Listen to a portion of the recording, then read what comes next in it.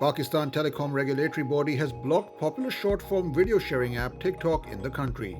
PTA has blocked the ByteDance-owned company for failing to filter out immoral and indecent content. The authority body further said that TikTok was given considerable time to respond and comply with instructions to effectively moderate unlawful online content. Earlier on June 29th, India banned TikTok, citing concerns about national security and data privacy. Google has launched the Pixel 4a smartphone in India and will be available starting October 16th via Flipkart at an introductory price of 29,999 rupees. It features a 5.81-inch FHD Plus hole-punch OLED display, 6GB RAM and 128GB storage. The smartphone runs on the Qualcomm Snapdragon 730 chipset and packs in a single 12.2-megapixel dual-pixel rear camera setup along with an 8-megapixel selfie camera. There's a physical fingerprint sensor on the back, a 3.5mm audio jack, stereo speakers, and the Pixel 4a gets a 3140 mAh battery with support for 18-watt fast charging. Digital payments platform Paytm on Thursday announced setting up of a 10 crore rupee equity investment fund for mini app developers in the country. Targeting Google's dominance in the app distribution space in India, Paytm said it aims to have 1 million mini apps on its recently launched App Store before 2022. Paytm claimed that over 5,000 developers from across the country expressed their interest in being a part of the Paytm mini app program. Paytm launched an Android mini app store earlier this week to support local developers.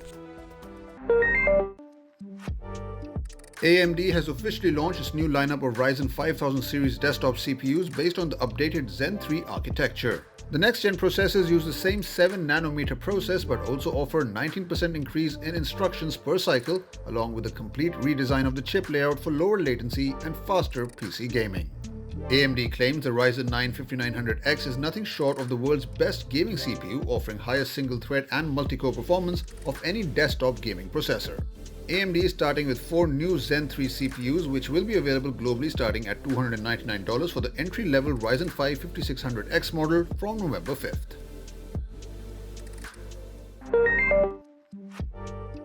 Microsoft is reportedly planning to launch a web version of its xCloud game streaming service to iOS and iPadOS devices after the software giant was unimpressed with Apple's App Store guidelines.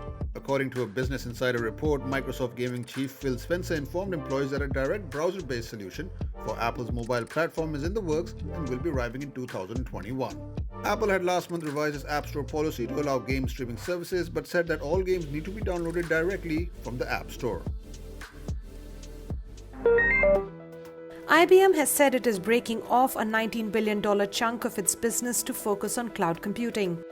The 109-year-old tech company said it is spinning off its Managed Infrastructure Services unit into a new public company temporarily named NewCo.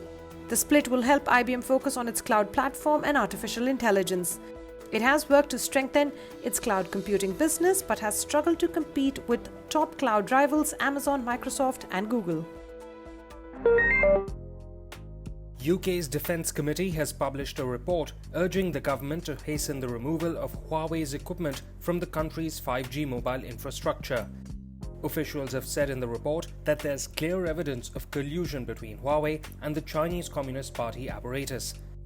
The report also states that as a Chinese company, Huawei could be asked to conduct espionage on behalf of the Chinese government.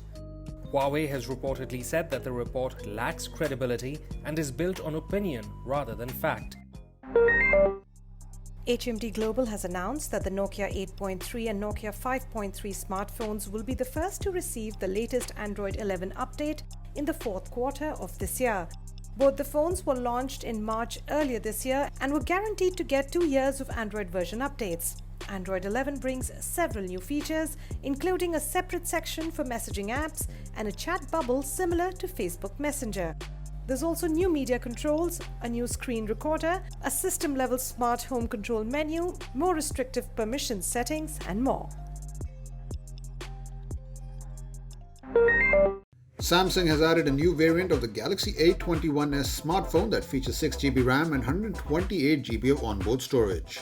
It comes in an additional silver color and will be available from October 10th for 17,499 rupees. Other specifications include a 6.5-inch HD Plus Infinity O LCD display, Exynos 850 processor, a 48-megapixel quad-rear camera setup, and a 5000 mAh battery with 15-watt fast charging support.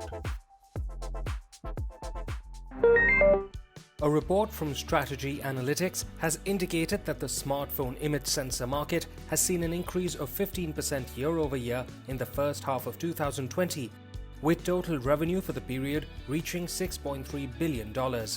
Sony reported the largest share of the market with 44%, despite a decline in revenue due to rivalry from Samsung that captured a 32% share. Reports say demand for phones with 64-megapixel and 108-megapixel high-resolution sensors is the reason behind the growth, with strong figures expected in the next half as well. Infinix has launched a new smartphone under the Zero series in Pakistan, the Zero 8i. It's a toned-down version of the Zero 8 that was initially unveiled in Indonesia a couple of months ago.